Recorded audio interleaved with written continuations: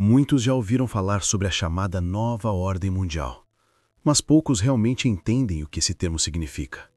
Para alguns, é apenas uma teoria da conspiração alimentada pela internet. Para outros, é um plano real que vem sendo construído silenciosamente há décadas e que está prestes a mudar a vida de todos nós.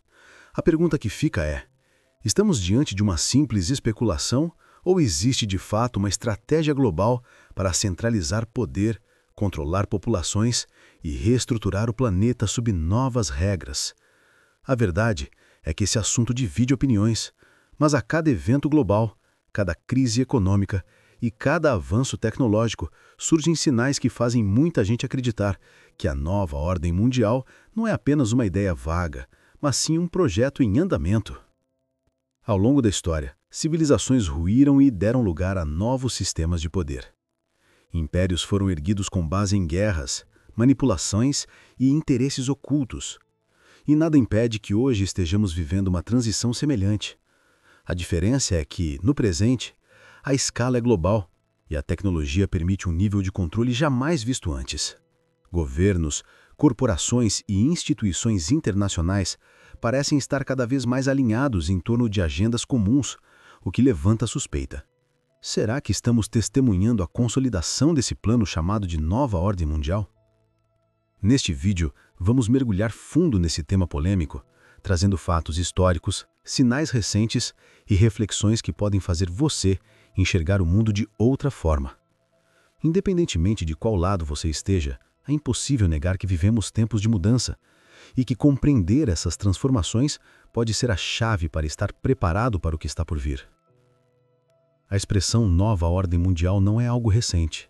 Ela já foi utilizada diversas vezes por líderes políticos, principalmente após grandes conflitos globais, como a Primeira e a Segunda Guerra Mundial. Nesses momentos, a frase carregava a ideia de reorganizar o planeta sob novas regras de paz, segurança e cooperação entre nações.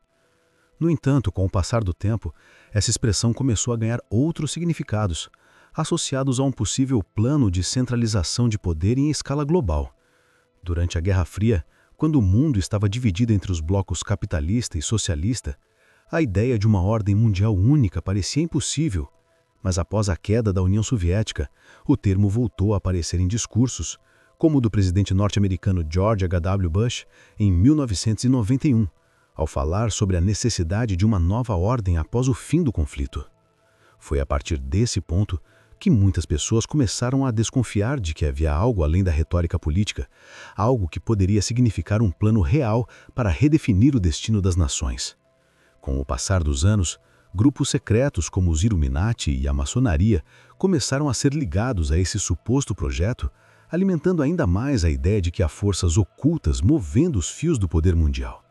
Embora muitos tratem isso como simples teoria da conspiração, os fatos históricos mostram que a busca por controle global sempre existiu, apenas mudando de rosto e de estratégia ao longo dos séculos.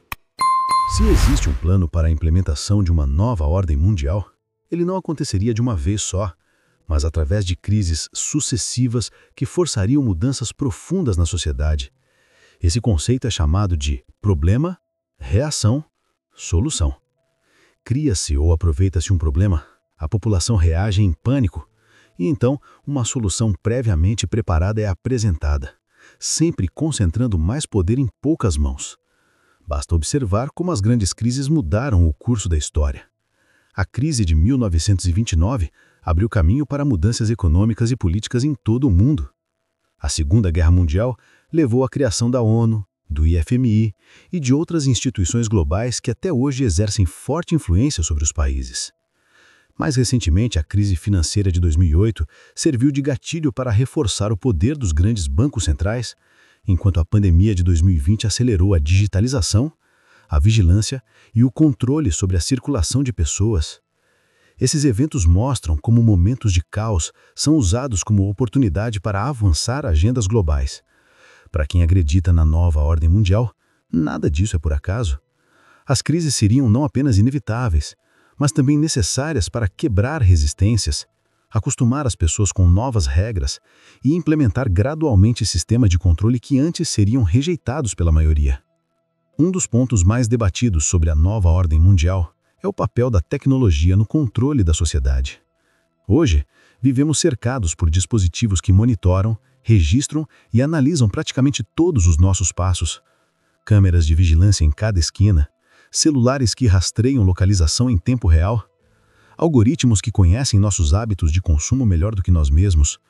Tudo isso forma uma rede de dados que pode ser usada tanto para conveniência quanto para vigilância em massa. A digitalização da economia, por exemplo, traz benefícios práticos, mas também abre espaço para um controle sem precedentes. Com moedas digitais emitidas por bancos centrais, seria possível rastrear cada transação financeira, bloquear acessos e até restringir gastos de acordo com regras impostas. Isso significa que a liberdade econômica poderia ser substituída por um sistema em que cada compra depende da aprovação de quem controla a tecnologia. Outro ponto de destaque é a inteligência artificial, que avança rapidamente e já começa a tomar decisões que antes dependiam de seres humanos. Se colocada a serviço de governos ou corporações, essa tecnologia pode transformar a maneira como vivemos, determinando desde quem tem acesso a recursos até quem é considerado uma ameaça ao sistema. Para muitos, essa combinação de dados, vigilância e inteligência artificial é o alicerce de um futuro em que a nova ordem mundial deixa de ser teoria para se tornar realidade. Outra questão que fortalece a ideia da nova ordem mundial é o papel das instituições internacionais. Organizações como a ONU, o Banco Mundial, o IFMI e até mesmo o Fórum Econômico Mundial são vistas por muitos como centros de articulação de uma elite global. Esses grupos, ao reunir líderes políticos, empresários e acadêmicos, discutem e propõem medidas que impactam bilhões de pessoas, mas sem participação direta da população. Para os defensores da teoria, esses encontros não são apenas debates, mas sim planejamentos estratégicos de como implementar mudanças em larga escala. Questões como a transição energética, o combate às mudanças climáticas e até propostas de governança global são interpretadas como sinais de que existe um movimento coordenado para concentrar cada vez mais decisões nas mãos de poucos. Embora oficialmente essas instituições defendam causas nobres, como a paz, a sustentabilidade e o desenvolvimento, a crítica que surge é: até que ponto esses objetivos não escondem interesses econômicos e políticos maiores? A história mostra que a centralização de poder raramente é usada para o benefício coletivo, mas sim para reforçar a influência de quem já está no topo da hierarquia mundial. Diante de tudo isso surge a pergunta mais importante: como a possível nova ordem mundial afetaria o cidadão comum? Para muitos, o impacto seria principalmente sentido na perda gradual de liberdades individuais. Restrições de movimento, controle econômico, vigilância constante e até censura disfarçada de combate à desinformação poderiam se tornar parte do dia a dia. Além disso, as desigualdades tendem a aumentar. Enquanto uma pequena elite se beneficia do controle centralizado, a maioria da população se torna cada vez mais dependente das regras impostas. Isso pode gerar um cenário em que quem não se adapta ao sistema é excluído, sem acesso a recursos básicos, oportunidades de trabalho ou até serviços essenciais. No entanto, para outros analistas, a nova ordem mundial pode ser vista como inevitável, já que o mundo caminha para uma interdependência crescente. O problema é que, nesse processo, quem não estiver preparado para se adaptar pode acabar perdendo não apenas direitos, mas também a própria autonomia. Compreender esse movimento global é, portanto, essencial para quem deseja não apenas sobreviver, mas também manter alguma forma de liberdade em meio às transformações que já estão em curso. Quando se fala em nova ordem mundial, um dos pontos mais levantados é o papel da tecnologia como instrumento de controle. A cada ano, novos sistemas são criados e implementados em nossa vida cotidiana, desde aplicativos bancários até assistentes virtuais. Mas, por trás da praticidade, existe também a possibilidade de vigilância em massa. Sistemas de reconhecimento facial, rastreamento de dados pessoais e até a digitalização de moedas são apontados por analistas como formas de monitorar a população de maneira quase invisível. Essa transição para o digital pode parecer inofensiva, mas ao mesmo tempo abre espaço para que governos ou grandes corporações ditem as regras de acesso a serviços essenciais, colocando todos sob uma rede de controle praticamente impossível de escapar. O avanço da inteligência artificial, dos algoritmos preditivos e da centralização de dados em servidores globais gera uma discussão cada vez mais intensa sobre privacidade. Muitos acreditam que essas ferramentas não são apenas recursos tecnológicos, mas sim engrenagens de um sistema que pretende uniformizar comportamentos, limitar escolhas e enfraquecer a individualidade. Quando somamos isso ao fato de que a maioria da população não lê os termos de uso e aceita ser rastreada em troca de conveniência, fica claro que o terreno para a implementação de uma agenda global já está preparado. O poder de manipular informações em larga escala pode ser a arma mais eficiente dessa possível nova ordem. Assim, a grande questão que se coloca é: até que ponto nós realmente escolhemos nossas ações? Quando dependemos de aplicativos, redes sociais e até moedas digitais para viver, será que não estamos entregando de bandeja as chaves da nossa liberdade? Talvez a ideia de uma nova ordem mundial não esteja no futuro distante, mas já esteja acontecendo, disfarçada de progresso tecnológico. Desde os Illuminati até a maçonaria, as sociedades secretas sempre alimentaram o imaginário coletivo quando o assunto é a nova ordem mundial. A teoria é que grupos pequenos e extremamente poderosos estariam operando nos bastidores, moldando acontecimentos históricos, direcionando guerras, crises econômicas e até revoluções culturais. Para muitos pesquisadores, essas organizações não desapareceram com o tempo, apenas mudaram de estratégia, passando a atuar de forma mais discreta e sofisticada. Um exemplo frequentemente citado é o envolvimento de famílias tradicionais e bilionárias em conselhos globais e fóruns internacionais, que decidem questões que afetam o planeta inteiro. Quem participa dessas reuniões são pessoas que não foram escolhidas democraticamente, mas que têm poder de decidir sobre energia, economia, saúde e até comunicação. Esses encontros raramente aparecem em manchetes comuns, mas têm consequências diretas em nossa vida cotidiana, desde políticas ambientais até as normas de consumo. Essa concentração de poder em mãos de poucos reforça a ideia de que a democracia pode ser apenas uma fachada. Se decisões fundamentais são tomadas em salas fechadas, por grupos com interesses próprios, talvez a nova ordem mundial não seja uma invenção, mas um processo que já está em andamento, sustentado por quem nunca aparece diante das câmeras, mas mexe as peças no tabuleiro global. Outro ponto pouco falado, mas essencial nessa discussão, é a uniformização cultural. A globalização, ao mesmo tempo que conecta pessoas, também apaga identidades locais, costumes e tradições.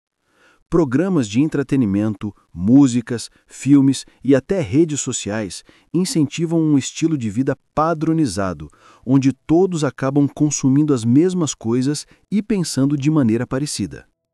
Para alguns, essa tendência não é natural, mas uma estratégia planejada. A padronização cultural facilita o controle social.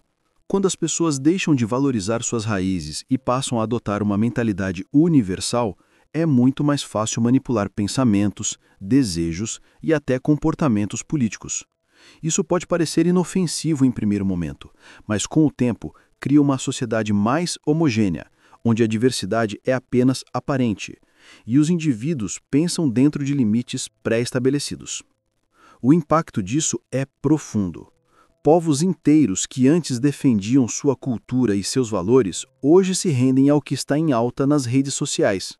Essa substituição de valores tradicionais por padrões globais pode ser o caminho silencioso para o fortalecimento de uma agenda que busca unir o mundo sob uma mesma bandeira cultural. Muitos acreditam que crises globais não surgem apenas de forma espontânea, mas são fabricadas ou potencializadas com o intuito de gerar medo e abrir espaço para mudanças estruturais. A lógica é simples. Em tempos de estabilidade, as pessoas dificilmente aceitariam abrir mão de suas liberdades. Já em períodos de caos, a população tende a aceitar qualquer medida, desde que prometa segurança e estabilidade. As guerras, pandemias e crises financeiras entram justamente nesse ponto. Para teóricos da conspiração, essas situações seriam utilizadas como ferramentas de manipulação, empurrando a humanidade para soluções que já estavam planejadas. A implementação de novas tecnologias de vigilância, moedas digitais controladas e até restrições de mobilidade são exemplos claros de como o medo pode ser um catalisador poderoso para mudanças que antes pareceriam inaceitáveis.